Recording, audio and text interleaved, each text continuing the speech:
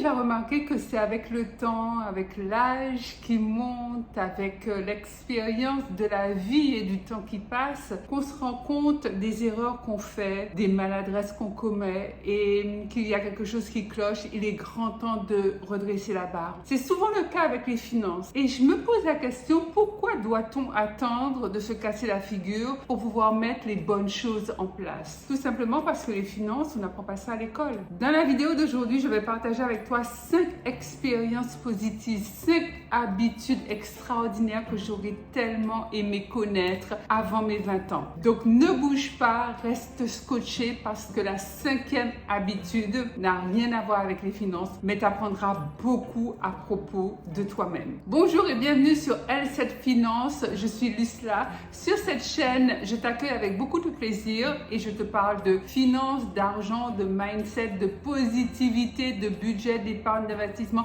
de plein de choses de manière très concrète et très fun pour t'aider à faire gonfler ton compte en banque. Donc si l'argent c'est un sujet pour toi, c'est un problème, tu aimerais savoir comment ça fonctionne, tu aimerais en savoir plus, tu aimerais en avoir plus, n'est-ce pas? Ne bouge pas, abonne-toi car cette chaîne c'est la tienne et parlons finances. Première habitude financière que j'aurais tellement aimé connaître à l'âge adulte, c'est apprendre à surveiller mon argent et l'évolution de mon compte en banque comme on surveille le lait qu'on met à bouillir sur le feu. Lorsque j'étais plus jeune, je passais beaucoup de temps dans les supermarchés. Pas pour faire les magasins, du lèche-vitrine, aller de magasin de vêtements en magasin de vêtements. Non, bien au contraire, moi j'étais dans le supermarché en train de faire des courses. Je faisais des courses tout le temps. Je dépensais pour à peu près 500 € de courses, peut-être parfois plus, et pourtant j'ai une petite famille. Et j'aurais bien aimé que quelqu'un à cette époque-là me dise mais non, tu dépenses beaucoup trop d'argent. Regarde un peu comment tu dépenses quand tu fais tes courses. Tu achètes des choses dont tu n'as pas besoin, des choses qui vont peut-être s'abîmer très rapidement, des choses que tu vas devoir donner, que tu vas devoir jeter. Bref, j'avais des stocks chez moi à n'en plus finir, je te promets. Des bouteilles d'assouplissant, Lénor, pour ne pas citer cette marque que j'aime beaucoup, Lénor, j'avais peut-être 5-6 bouteilles de 2 litres d'avance chez moi, tant et si bien qu'avec le temps, en fait, le Lénor c'est super liquide en fait. Et ben moi ça avait tendance à devenir un peu moins liquide en fait. Ça devenait pâteux parce que je gardais trop longtemps. J'achetais beaucoup de goûters pour mon fils, beaucoup de yaourts, beaucoup de compotes, des choses comme ça. J'achetais. Je passais mon temps au supermarché à pousser un chariot parce que j'aimais ça. Alors peut-être qu'à l'époque je comblais un manque ou peut-être que c'était la peur de manquer, mais j'aimais beaucoup voir mes placards remplis, mon réfrigérateur rempli, mes congélateurs remplis parce que oui, j'avais 2 congélateurs. J'en ai toujours 2 d'ailleurs, mais nettement moins remplis. La première chose que j'ai appliquée à mes finances, c'est que j'ai commencé à faire mes courses avec une liste et j'ai commencé à déstocker ma maison. C'est-à-dire que je n'achetais plus 3 barils de lessive d'avance. J'avais du liquide vaisselle à n'en plus finir. Je donnais du liquide vaisselle à qui en manquait ou à qui venait chez moi et je disais ah bah tiens j'ai du liquide vaisselle en stock. C'est des habitudes de dépenses qui chez moi c'était centralisé sur les courses, mais chez d'autres personnes, c'est les vêtements, c'est les achats en ligne, c'est les restos plusieurs fois par semaine, c'est les achats en boulangerie, un croissant par-ci, pain au chocolat, gâteau, viennoiserie, etc. On a tous, si on y prend garde, un côté de dépenses néfastes qu'on va remarquer si on se met à passer ses finances à la loupe. Donc, automatiquement, j'ai commencé à déstocker chez moi. Et je te conseille de faire de même si tu as la fâcheuse habitude d'acheter des produits que tu as déjà. Alors, traquer mes dépenses m'a vraiment aidé à cerner et à cibler où est-ce que je dépensais mal mon argent. Donc, je t'encourage à en faire de même, à apprendre à traquer tes finances et à éliminer tous les mauvais comportements de dépensier ou de dépensière que tu as. Quand on traque ses finances, on peut également mieux budgétiser. Automatiquement, tu as un apport d'air frais qui arrive tout simplement parce que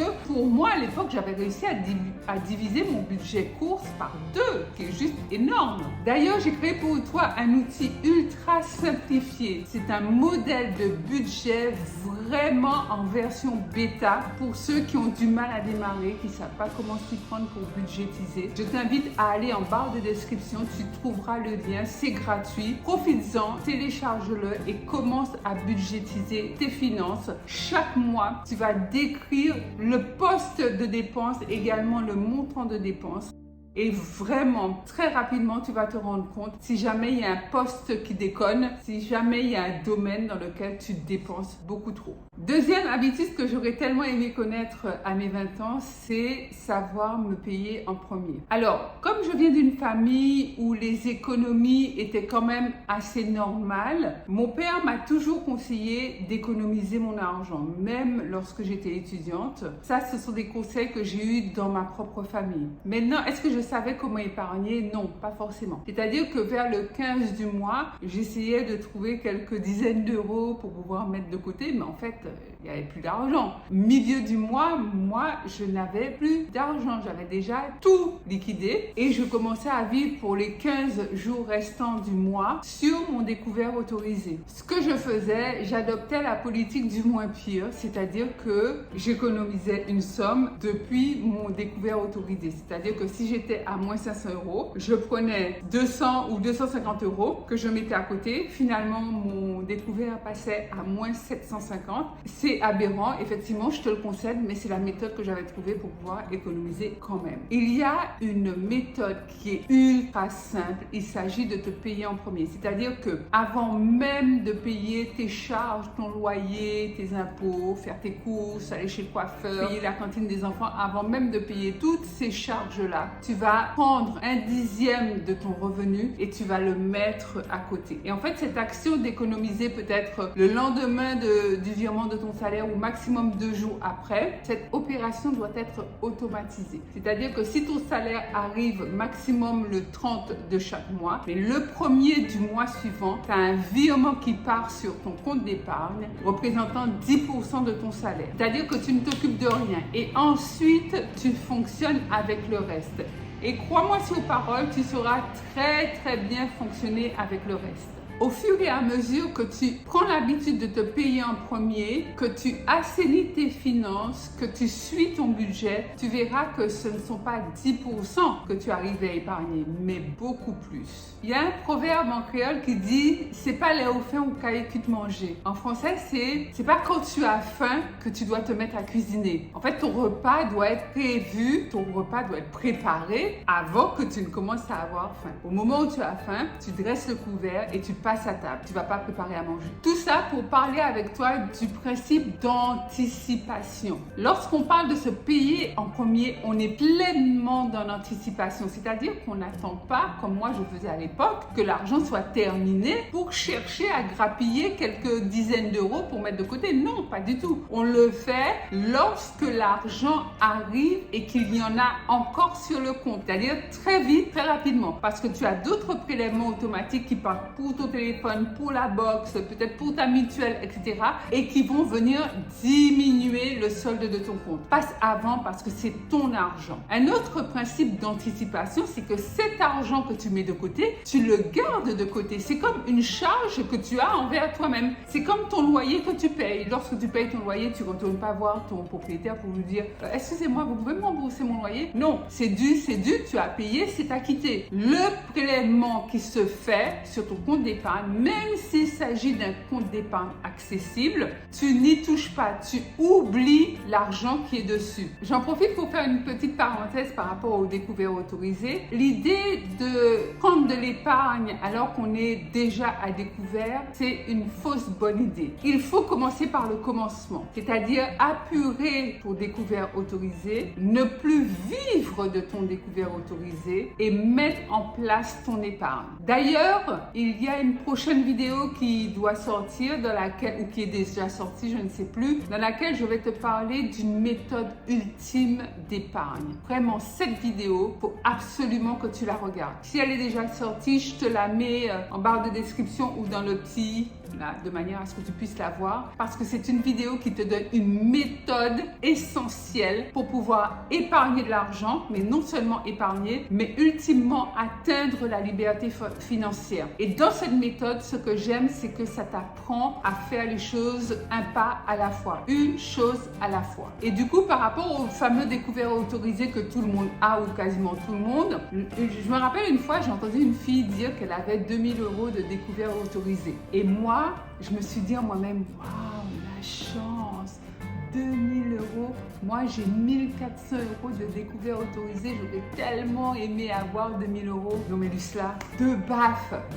Non, pas deux baffes parce que j'étais pas formée, je savais pas. Mais le découvert autorisé, gracieusement, généreusement offert par les banques, c'est un vrai attrape-nigo. Déjà, c'est pas gratuit, ça coûte une blinde. Et d'autre part, ça te piège, ça t'enferme dans un système où tu es endetté de mois en mois envers ta banque. Tu restes redevable de ta banque. En fait, tu es comme un esclave mensuel, en fait. Un esclave mensualisé, si tu vois ce que je veux dire. Donc non, c'est vraiment un piège à castor. C'est à bannir absolument. Donc mon ami, prends la bonne habitude d'épargner, de te payer en premier 10% de tes revenus. Troisième habitude que j'aurais tellement aimé savoir à mes 20 ans, c'est d'avoir un fonds de sécurité, le fameux compte d'épargne au cas où, comme je l'appelle. C'est nécessaire et c'est ce compte où tu as des liquidités qui s'accumulent, qui te permet vraiment d'avoir ta sérénité. Si toutefois la voiture tombe en panne, si ton réfrigérateur te lâche ou ta machine à laver, ou si par exemple tu as besoin de t'acheter un micro-ondes ou une urgence qui arrive. Alors attention, c'est pas un compte pour préparer ses voyages, c'est pas un compte loisir, on n'utilise pas ce compte-là pour se faire des cadeaux. C'est vraiment un compte de dépannage si jamais il t'arrive une tuile. Comme son nom l'indique, c'est le fonds de secours. Secours égale urgence. Donc, on n'utilise pas l'argent pour faire autre chose. Quatrième habitude que j'aurais tellement aimé connaître à mes 20 ans, c'est que j'aurais aimé apprendre à comprendre le fonctionnement des cartes bancaires et des crédits. Parce que entre la carte à débit différé, la carte à débit immédiat, la carte du magasin, que ce soit Carrefour, But, Conforama, Leclerc, peu importe, chaque magasin, chaque enseigne a sa carte, les cartes revolving, les crédits conso, les crédits immobiliers, les crédits revolving, alors là, pour moi, tout ça, c'était du latin. Tant et si bien que la banque m'a donné une carte à débit différé et là, my God, c'était la catastrophe.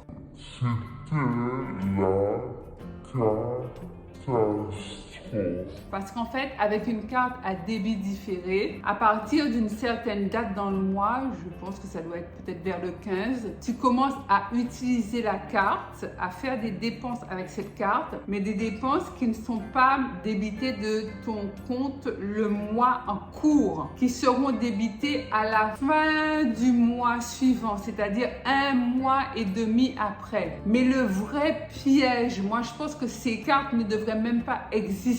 À quand le collectif pour bannir les cartes à débit différé? En fait, c'était un programme d'assistanat à l'endettement des populations. Parce que ce qui se passe, c'est que tu as fait toute une série de dépenses entre le 15 et le 30 ou le 31 du mois en cours. Mais le mois suivant, tu auras des dépenses, tu auras d'autres dépenses. Il faudra bien que tu manges, il faudra bien que tu achètes certaines choses. Mais les dépenses que tu as faites le mois d'avant, tu les as déjà oubliées. Ça remonte. Toi, tu es dans un fonctionnement du quotidien. Et à un moment donné, tu vas avoir tes dépenses du mois, donc du 1er au 15 du mois suivant. Tu te dis, ok, je gère. Tu vas de nouveau tomber à partir du 15 sur des achats qui vont être différés. Et lorsque le 30 va arriver, tu vas avoir toutes les dépenses du mois précédent et tes dépenses de début de mois. Mais c'est un truc à s'arracher les cheveux. Je ne sais pas qui a inventé ce type de carte. C'est vraiment pour les comptables, c'est pour les ultra gestionnaires.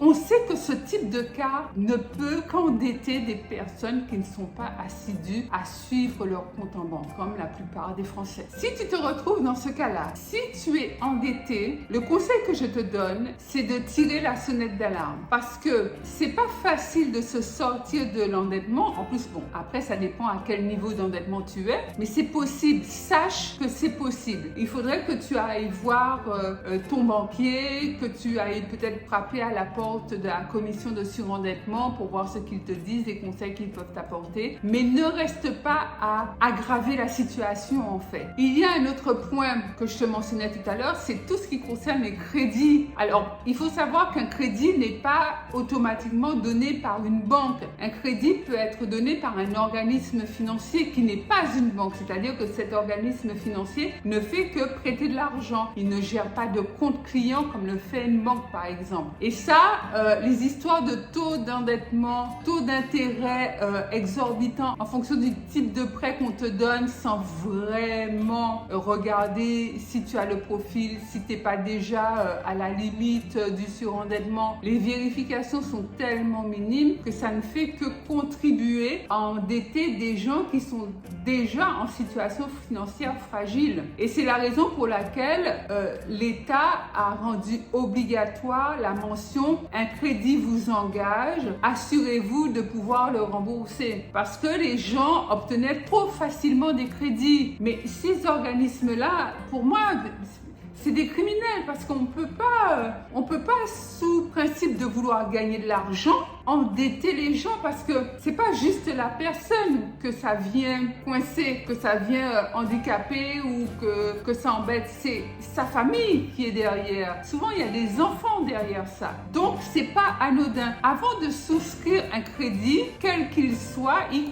compris un crédit IMO, moi, je te conseille de te former, de bien te renseigner et n'écoute pas exclusivement les gens qui te proposent le crédit parce que eux, leur fonds de commerce, c'est de te vendre du crédit et de te le marger à un taux d'intérêt le plus haut possible. Notamment, certains organismes de crédit sont tellement habitués au contentieux qu'ils s'en fichent. C'est-à-dire, ils savent très bien que s'ils te font un crédit, par exemple pour t'acheter une voiture que tu ne peux absolument pas te permettre d'avoir parce qu'elle est beaucoup trop chère par rapport à tes moyens, ben, tu ne payes pas, ils la saisissent. Donc, ils récupèrent la voiture, ils la vendent aux enchères, ils renflouent leur caisse. Et de deux, s'il n'y a pas assez d'argent, ils se retournent quand même contre toi pour que tu puisses payer le solde. Si tu te rends compte que tu es dans ce genre de situation, dépassé par les événements, de grâce, demande de l'aide et va chercher de l'aide. C'est quelle mauvaise habitude que j'aurais tellement aimé connaître à mon jeune âge, et celle-là, effectivement, n'a rien à voir avec les finances, mais elle va changer ta vie si tu t'en débarrasses, c'est le fait de se comparer systématiquement aux autres. On se compare tout le temps. Un membre de ta famille a acheté une maison, tu te dis « Ah, quand même, elle est plus jeune que moi, je devrais déjà avoir ma maison. » Quelqu'un que tu connais a refait toute sa garde-robe. « Ah là là, la Vénarde, elle est chanceuse, elle a pu s'acheter tous les vêtements dont elle avait envie. » Quelqu'un que tu connais part en voyage pour la Saint-Valentin. « Oh là là, elle est chanceuse, son mari lui offre de super voyages. » Mais le truc, c'est que vous n'avez pas le même parcours, vous n'avez pas le même background, vous n'avez pas les mêmes envies, vous n'avez pas les mêmes ambitions, vous n'avez pas la même vision, vous n'avez pas les mêmes objectifs de vie. Peut-être qu'elle n'a pas d'épargne, son mari paye tout, mais je veux dire, toi, en te constituant ton épargne et en travaillant à ta liberté financière, qui est la plus sage en matière de finances? C'est toi, parce qu'on ne peut pas vivre, même s'il s'agit de ton mari, tu ne peux pas vivre sans argent de côté, sans penser à ton avenir indépendamment de celui de ton mari, même si vous êtes très heureux en mariage, ça n'a absolument rien à voir. Nous sommes dans des temps incertains. La retraite, c'est tout un truc. Ça fait grand débat en ce moment. Personne n'est vraiment sûr de l'avoir et on ne sait pas à quel niveau, dans combien de temps, parce que là, ça va être de plus en plus tard. Il faut absolument prendre les devants. En matière de se comparer les uns aux autres, je me rappelle, à un moment donné, je voulais venir vivre en Guadeloupe et tout le monde autour de moi, en fait, me disait que non, c'était une mauvaise idée, qu'il fallait y réfléchir à deux fois, que c'était une mauvaise chose, qu'en Guadeloupe j'allais rétrograder, que j'apprendrais moins, que les gens avaient une mauvaise mentalité, que les gens étaient jaloux, que en Guadeloupe tout était beaucoup trop cher, que les gens étaient toujours au ralenti, que rien n'avançait, etc., etc. Bref, j'en avais vraiment gros sur la patate, comme on dit. Et en fait, la décision que j'ai prise, c'est de n'écouter personne, d'arrêter de me comparer aux gens gens qui me donnaient des conseils alors qu'eux n'étaient jamais revenus vivre en Guadeloupe. Il n'y a que mon père à cette époque-là qui m'a dit « La balle est dans ton camp, c'est à toi de savoir ce que tu veux. » Merci papa. Finalement, j'ai pris mon courage à deux mains. Enfin, courage, le mot est peut-être un petit peu fort d'ailleurs. Mon fils était bébé à cette époque-là et je suis venue vivre en Guadeloupe, chose que je ne regrette absolument pas. Voilà mon ami, j'ai partagé avec toi 5 bonnes habitudes, des habitudes fondamentales que j'aurais tant aimé avoir à mon jeune âge, à mes 20 ans. Dis-moi laquelle de ces bonnes habitudes t'a le plus parlé. Laisse-moi en commentaire. Pense à liker cette vidéo, à la partager partout dans tes groupes de famille, Facebook, Instagram, WhatsApp, etc. Si tu as quelques minutes, je t'invite à regarder la vidéo suivante que YouTube te proposera. Abonne-toi, c'est super important parce que ça permet à la communauté de grandir et à l'algorithme de YouTube de propulser encore plus cette chaîne. Je te dis à tout de suite sur Instagram, tu peux m'y suivre, c'est Lucilla Léon Félix Coaching. Sinon, à mercredi et samedi, ici sur YouTube pour de nouvelles aventures financières. Bye bye!